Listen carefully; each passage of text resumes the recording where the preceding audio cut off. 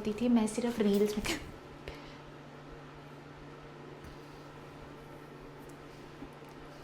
Hello everyone, good morning. तो आज मैंने सोचा है कि आज मैं करूँगी अपना फेस का ट्रीटमेंट एज इन मतलब थोड़ा बहुत डेंटिंग फेंटिंग अपने फेस की करूँगी, जो मुझे ऐसा लग रहा है कि मुझे मतलब करवा लेना चाहिए। बहुत टाइम हो गया है, जैसे मेरी आईब्रोज बहुत ज़्यादा बढ़ गई हैं, अपर लिप्स आ गए, तो सबसे पहले मैं यही करवाने जा रही हूँ। उसके बाद देखते हैं आगे आगे और क्या क्या करती हूँ। बट आज कुछ खुराफाती करूँगी अपने फेस के साथ। चलो सबसे पहले ये करवा के फटाफट आती हूँ। आंटी अंदर वीडियो नहीं बनाने देती तो मुझे ऐसे ही जाना पड़ेगा।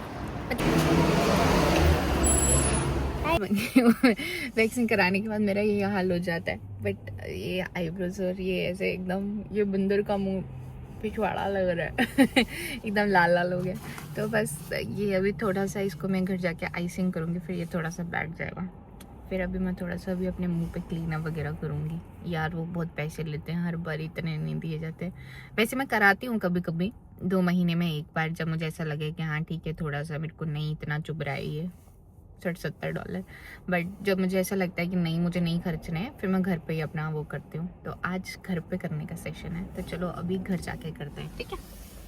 हेलो, शुरू करें फिर आगे का जो हमारा बीच में रह गया था। मैंने आईब्रोज और अपर लिप्स करवा लिए थे, फिर उसके बाद पूरे दिन का गैप दिया, क्योंकि मुझे ऐसा लगा कि उसके ऊपर ही अगर मैं स्क्रब वगैरह करूँगी तो मेरे को ऐसे वो ना हो जाए, मतलब कुछ इन्फेक्शन या रैशेस वगैरह। क्योंकि ये पार्लर वाली आंटियाँ कहती हैं ना कि हमें लाइक वो करना चाहिए, पहले स्क्रब कर लेना चाहिए और फिर वो करना चाहिए। कौन सा वाला यूज़ करूँ, हिमालय का या फिर सेटाफिल का? वॉलनट वाला ही करती हूँ। स्क्रबिंग बहुत इम्पॉर्टेंट है स्किन को ग्लो करने के लिए, और नोज़ वाले एरिया में सबसे ज़्यादा इम्पॉर्टेंट इसीलिए क्योंकि सबसे ज़्यादा वाइट हेड्स और ब्लैक हेड्स इसी जगह पे होते हैं। और ओवरऑल ये घर पे करना इसीलिए इम्पॉर्टेंट है क्योंकि पैसे बचते हैं। क्योंकि अगर हम बाहर से ये सब करवाएंगे, मैं आज उनके प्राइजेस चेक कर रही थी। वैसे मैं क्लीन अप करवाती हूँ कभी कभी, जिसमें वो आई थिंक 2-3 चीज़ें मिक्स करके कुछ करते हैं। बट मुझे ऐसा लगता है कि मतलब वो वही अगर $70-80 वहाँ पे करने के बजाय आप थोड़ा, आई नो मतलब थोड़ा डिफ़िकल्ट होता है कि आप पैसे बचा पाओ और खुद से कर पैसे बचा पाओ, सॉरी, आई नो बहुत मुश्किल होता है कि आप टाइम बचा पाओ और खुद से कर पाओ ये सब घर पे, क्योंकि टाइम नहीं होता। क्योंकि मैं जेन्युइनली बोलूँगी, मैं आईब्रोज़ वगैरह सुबह बनवा के आई थी, लेकिन उसके बाद मेरे को अभी टाइम मिल रहा है, रात का 1 बज रहा है। पहले मैं अपनी फ्रेंड से बात कर रही थी, फिर मैं अपनी मम्मी से बात कर रही थी, और बात करते करते इतना लेट हो गया मैंने रियलाइज़ भी नहीं किया। फिर मुझे ऐसा हुआ यार शिट, मुझे वो भी करना है। वो मैंने, क्योंकि मेरे माइंड में था ना, और मैं अगर नहीं करती फिर मुझे नींद नहीं आती, तो मेरे को था कि नहीं मुझे करना है आज तो अपने वो उसका, क्योंकि फिर मुझे कल टाइम नहीं मिलता, क्योंकि आई हैव प्लान्स टुमारो, तो इसीलिए। और बहुत टाइम से ऐसे ही मेरे माइंड में चल ही रहा था कि हाँ मुझे करना है कितनी देर से। और पता है स्क्रबिंग ना बहुत सॉफ्ट हैंड से होनी चाहिए, मतलब आपको अपने फेस में ना बिल्कुल एकदम सॉफ्ट रहना चाहिए, रफनेस से, प्यार से। मैं ये पार्लर जा के खुद ही सीख लिया है मैंने, how gentle you have to be with your skin. इससे पहले एक और स्टेप होता है, अगर आपके पास सिर्फ बेसिक क्लिनज़र है ना, जो लोशन टाइप्स होता है, अगर आप उससे पहले क्लिनजिंग करो तो वो और अच्छा हो जाता है। फिर मैं भूल गई बातों बातों के चक्कर में, वरना मेरा पहला स्टेप हमेशा वही होता है, मैं पहले क्लिनजिंग करती हूँ फिर स्क्रबिंग करती हूँ। थोड़ा सा गर्म पानी भी लगा लो, क्योंकि अगर ऐसा लगे कि ये सूख गया है बहुत ज़्यादा। और स्क्रबिंग ज़्यादा देर नहीं करनी चाहिए, like 1 or 2 minutes is enough. उससे ज़्यादा अगर ज़्यादा देर करो तो फिर फेस पे ऐसे बहुत ज़्यादा वो हो जाता है, ऐसे रफनेस, मतलब कैसे एक्सप्लेन करूँ, पार्लर वाली नहीं हो ना, मतलब मैं नहीं एक्सप्लेन कर सकती। ये जो हमारे लिप्स के ये वाले एरियाज़ होते हैं ना, इन पे स्क्रब करना बहुत इंपॉर्टेंट होता है।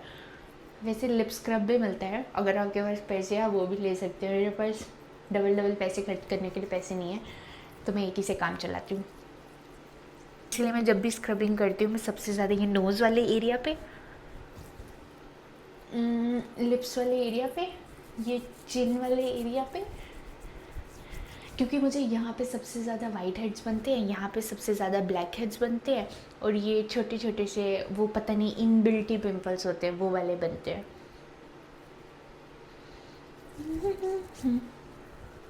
थोड़ा थोड़ा फोरहेड को भी कर दो, वरना ऐसा ना हो कि ये अनइवन लगे और फेस हो जाए। तो ये भी करना इम्पोर्टेंट है।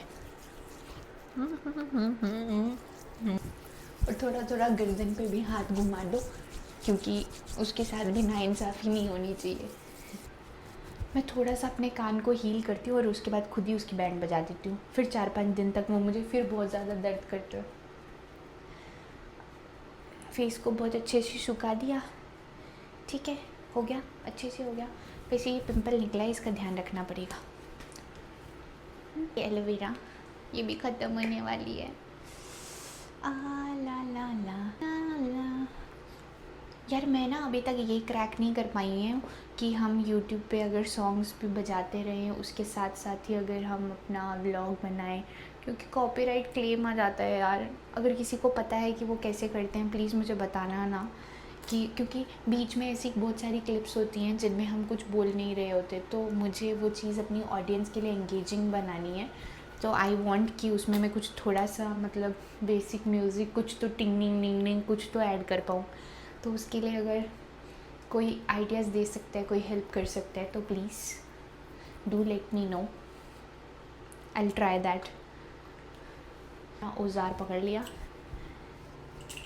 अब इसको चलाएंगे।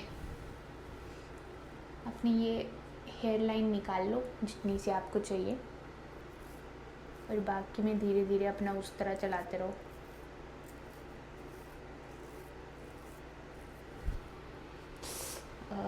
मैं खुद से इतनी बड़ी अच्छी सिंगर भी नहीं हूँ कि मैं खुद से ही गा गा के आपको एंटरटेन कर सकूँ।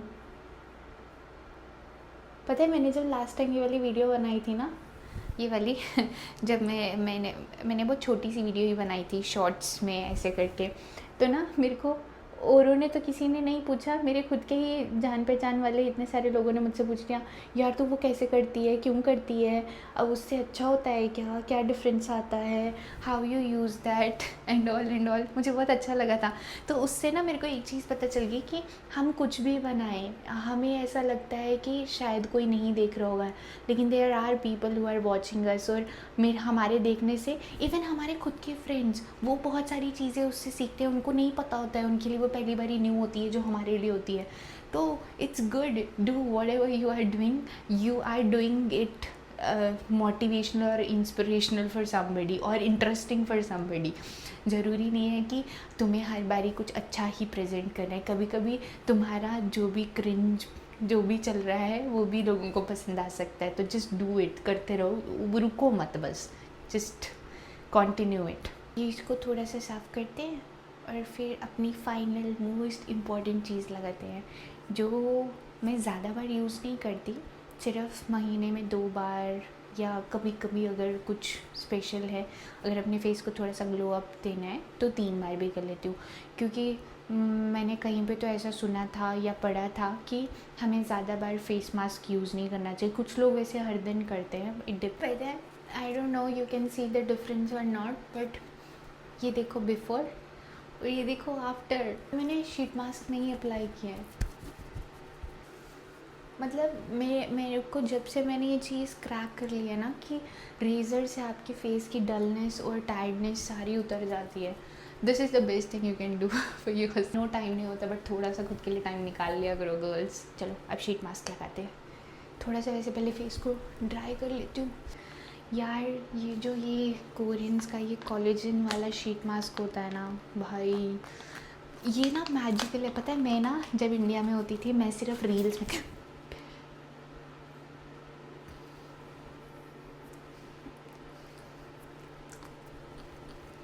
मैं तब ये सिर्फ रील्स में देखती थी। मेरी शायद आँख में भी चला गया थोड़ा सा।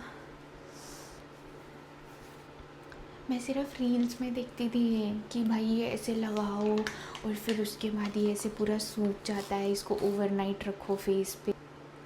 ये आपकी मर्ज़ी है, इधर लगाना है इधर लगाओ, इधर लगाना है इधर लगाओ। मेरे को लेकिन आप लोगों को दूसरा वाला दिखाना था, ये मैं गलती से दूसरा वाला ले आई, बट चलो कोई ना, ये भी थोड़ा बहुत उसी की तरह है। वो जो एक पिंक कलर का नहीं होता है, जो एकदम डार्क पिंक होता है, जब वो सूख जाता है तब वो एकदम लाइट पिंक हो जाता है, मुझको वो वाला लगाने का था। कितने तो इसको कपड़े पहनाए हुए हैं।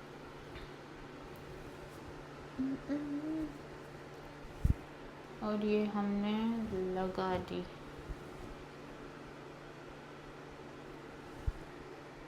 ज़्यादा ही ऊपर लग गया, थोड़ा नीचे आ जा। अच्छा, what's the most interesting fact कि इसके ना पैकेट के अंदर इसका बहुत सारा लिक्विड होता है, और ना उस लिक्विड को वेस्ट नहीं करना चाहिए क्योंकि ये बहुत महंगा होता है। उसको ऐसे हाथ पर लेके जिस जगह पे मास्क नहीं पहुंच पाता वहाँ पे लगा लो, क्योंकि जो मास्क के अंदर कोलेजन वाली प्रॉपर्टीज़ हैं वो तो उस लिक्विड के अंदर भी है ना। तो उसको अपनी गर्दन पे लगाओ, जिस पोर्शन में मास्क नहीं पहुंच रहा है उस पोर्शन में लगाओ। कपड़ों पे तो मैंने फुल ऑन गिरा दिया, बाकी का बचा हुआ हाथों में लगा दो। अरे यार, लिप्स वाला तो रह गया। मेरी आईब्रो ना कट जाए बस।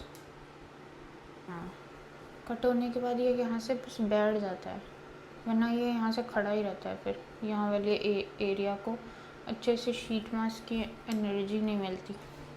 अब मिलते हैं आफ्टर 30 मिनट्स। देख, ये पूरा सूख गया है, यू कैन सी इट। और ये पता नहीं, मेरे को यहाँ पे शायद रेजर से कट लग गया, मुझे थोड़ा सा खून गया। इसको उतार के देखते हैं। वैसे अगर मैंने थोड़ा जल्दी लगाया होता तो मैं थोड़ी देर और रख सकती थी। माय गॉड, इतना अच्छा फील हो रहा है ना इसको लगाने के बाद। अब देखो, इसके बाद ऐसा होता है कि आप चाहो तो अपना जो आपका जो भी लोशन है, सिरम है, वो लगा सकते हो, और अगर ना चाहो तो नहीं भी लगा सकते। Choice is yours. तो मैं प्रेफर करती हूँ कि मैं कुछ ना लगाऊँ, क्योंकि जो भी इसका वो है वो सारा अंदर एब्जॉर्ब हो जाएगा मेरी स्किन के। तो I prefer keeping it like this. तो मैं इसके ऊपर और कुछ भी नहीं लगाऊंगी। तो thank you so much for watching this video guys. Bye bye.